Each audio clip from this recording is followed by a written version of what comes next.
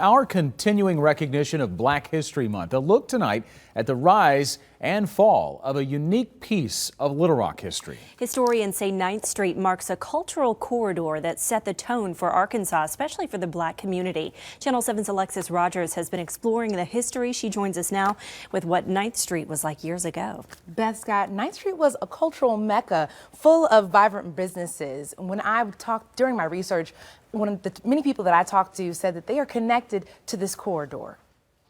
If you could see 9th Street through my eyes, you would see a beautiful place.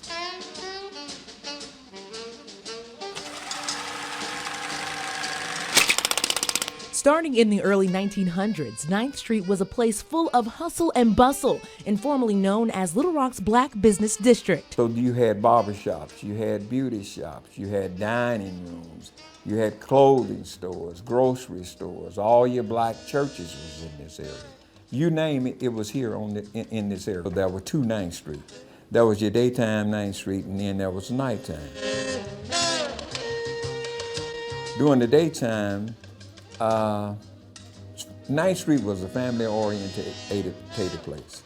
You would see mothers with their daughters going to get their hair fixed, fathers with their sons going to get their haircuts. Nighttime was when the true magic happened.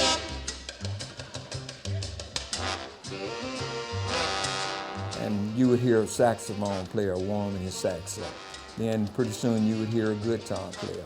Then you would see the people coming on 9th Street, coming in to party. They would party all night long. Thousands of people filled ballrooms like Dreamland in Taborian Hall and the third-floor ballroom in Mosaic Templars to enjoy internationally renowned acts right in the heart of Little Rock. A variety of people that played here at the Mosaic Templars ballroom. People like Nat King Cole, Billie Holiday, Sarah Vaughan, Duke Ellington, Count Basie. A stage just like this, filled with seats, not a seat in the house? Not a seat in the house, no, not a one. With great triumph in a time of blatant racial disparities came great strife. In 1927, there was a lynching that was done here in Little Rock. This was the last recorded lynching. There probably was lynchings after 1927. They hung his body from a utility pole and used his body as target practice. Shot his body between 125 to 150 times. Then they brought his body here on the corner of 9th and Broadway. After years of painful memories, the street became alive again towards the end of World War II, giving the district hope. And when the soldiers were on 9th Street, people felt a lot safer. So 9th Street started a rebirth. People went back to enjoying places like Red's Pool Hall and the first Black movie theater, the Gym Theater. But then came change in the city. A lot of the patrons that were on 9th Street in 1968, they were told that they had to move because this freeway was coming through. A lot of them didn't want to move. They threatened them with eminent domain. 9th Street had really started really declining, and prostitution came to 9th Street. And when that happened, everything just fell by the wayside.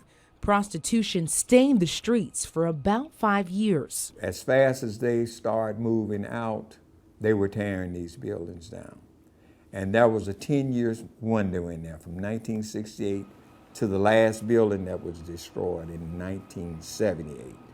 Buildings and businesses disappeared, the street's twinkle had dimmed, and now the Mosaic Templars of America and Arkansas flag and banner, which once was Taborian Hall, stands as the last reminder. I doubt if we would ever go back there again, simply because we don't have the love for each other now that we had back then.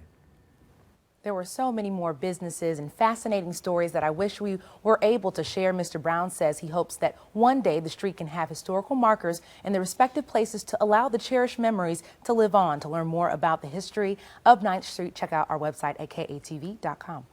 All right, interesting story, Alexis. Bittersweet. Yeah, thanks a lot.